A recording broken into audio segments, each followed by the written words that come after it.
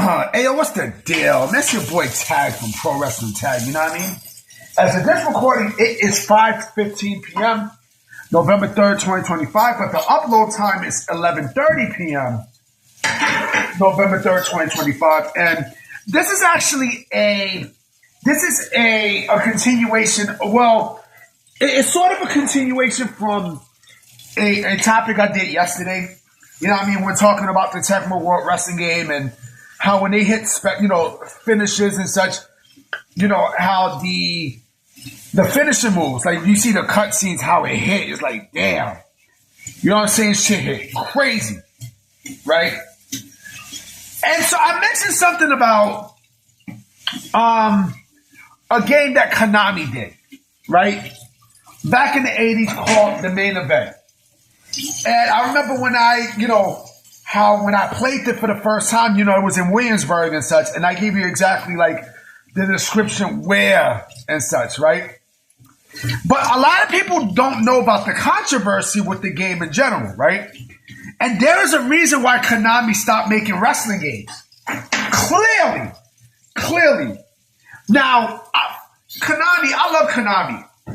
A lot of people might not like Konami these days. You know what I mean? Because of certain things and certain controversies and such. But in the 80s, listen, if we're talking about video game juggernauts, right? We're talking about like developers who made some banging fucking games, B. I can give you, to me, the top two were always Capcom and Konami. Always. It were always those two. Because they made games that were revolutionary, right? We're talking about in the 80s and 90s, right? I can't throw in Midway yet because, Midway was, it was still popular in the 80s too, don't get me wrong, right? But if we're talking about two companies that were making, 2D games and such, right? And that was like really hitting, it was both Konami and Capcom. Like almost every game, and like every game that they had was perfect in every way. Sound effects, gameplay, music, especially Konami. The thing that Konami had over Capcom was that Konami made sports games. And they had some great fucking sports games too. They had some real we're talking about sports games that were not licensed by the NBA or the NFL or the NHL and such. Major League Baseball. Double Dribble was good. You know what I mean? On both ends. The arcade, it was a good basketball game in the arcade, but you got to press buttons to run. I didn't like that. But the Nintendo version was fucking good. And of course, Blazing Steel was hands down. It's a real fun hockey game. A very fun hockey game to play. Now, Blazer Steel, hit the puck. You know what I'm saying? It was a real fun game. You know what I mean? And they had an NFL game too they had a football game that they did in the arcade called Russian Heroes that played a lot like Run and Gun. And Run and Gun was a great fucking, it was a terrific fucking basketball game. You know what I mean? And like I said, they had a lot of games and such. I mean, when I think about Konami, I think about, and I'm going to go back to the topic. I think about games like Contra, Castlevania, the Ninja Turtles games. You know what I mean? So many Gradius. You know what I mean? So many fucking games that they had. But when it comes down to they also kept with the times too. But I want to focus on the 80s because when talking about games, we're talking about wrestling games and such. Konami only came out with one wrestling game, and they stopped. And the reason why they stopped when they made The Main Event, the reason why they stopped was because the game that they did, and even I had confusion. It looked like, and the characters looked like wrestlers from a WWF game, and you would think it's a WWF game. Shit, the fucking they had on the poster of the arcade game, they had someone who looked like Mean Gene Oakland, right? And so apparently, for what I read, Konami had either they had a license with the WWF, they purchased a license or they had a license with the World Wrestling Federation. And I guess they lost the license. You know what I'm saying? And the game that you see with Konami is the game that you got, right? That was supposed to have been a World Wrestling Federation game, right? And, to be fair, it was not hard. The game was not bad. It was difficult though. It was a tag team wrestling game, right? The game was not difficult. No, the game was difficult. Fuck I mean. But the game didn't look bad. I mean, shit, they had in the game you had, the red, white, and blue ropes like the WWF and stuff. You know what I mean? So it had the World Wrestling Federation color scheme and just everything, right?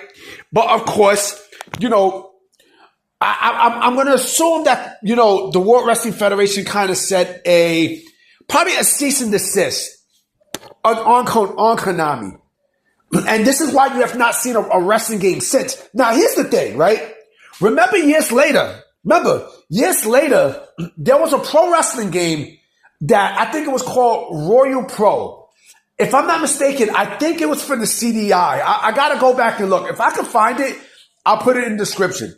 Where they had characters, right, that were basically fucking, they were exact copies of the wrestlers from the 90s. I mean, you had Sting, you had Ric Flair. All the characters that you had at that time that was popular, they had them in the fucking game, right? Different promotions and such. But, and yes, fucking Fire Pro Wrestling, right? They did the same thing. But see, with Fire Pro Wrestling, they changed the name of the characters to numbers. You know what I'm saying? And so they was able to get away with that. But, Konami was the one that started that.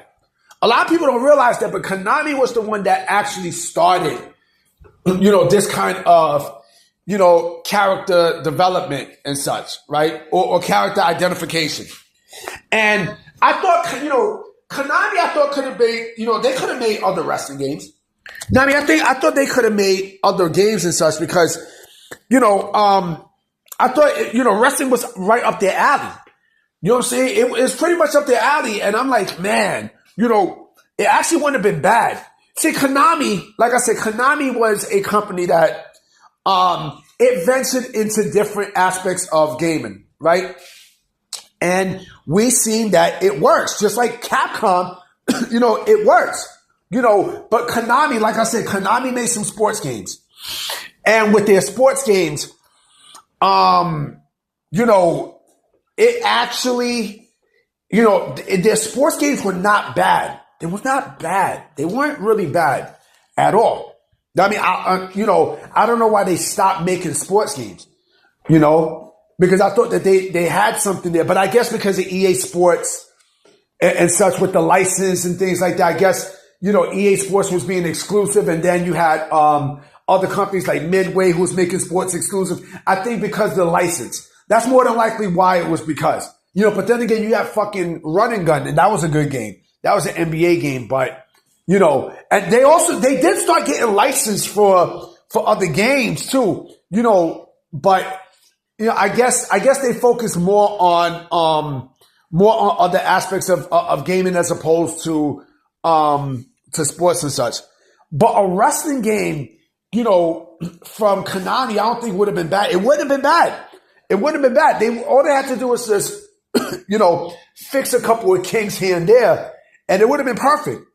But the fact that they went that route, to make their game, the only thing that you was missing was the WWF. That's the only thing you was missing. You know what I mean? And mind you, that would have been a great fucking game. Because again, when I was young, I thought that was a World Wrestling Federation game. But it wasn't.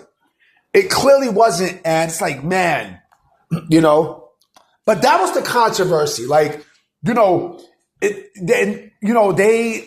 know how well they did in terms of how many quarters were plugged into the game and such.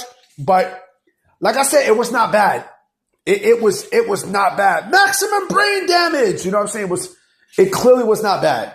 I just felt like they went the wrong route into doing so, into, like their likenesses and shit, everything. They had someone who looked like Macho Man. They had someone who looked like Randy Savage. They had someone who looked like Hulk Hogan. Even doing the pose and everything else. All you gotta do is just change the color of their trunks and everything. You got a World Wrestling Federation game. And it came out perfect. It came out in 88 when the World Wrestling Federation was hot. Where it was beyond fucking hot. It's crazy when you think about it because, I understand, Konami really wanted a wrestling game, but I think that's what it was. They lost the license and they already made this game. So they said, fuck it. Let's just release it. Let's release it. And there you go. But yeah, guys, you know what I'm saying? I'm about to be out. You know what I mean? I will come with some more vids tomorrow for sure. Now, I hope there's some news. I'm going to holler at y'all. Peace.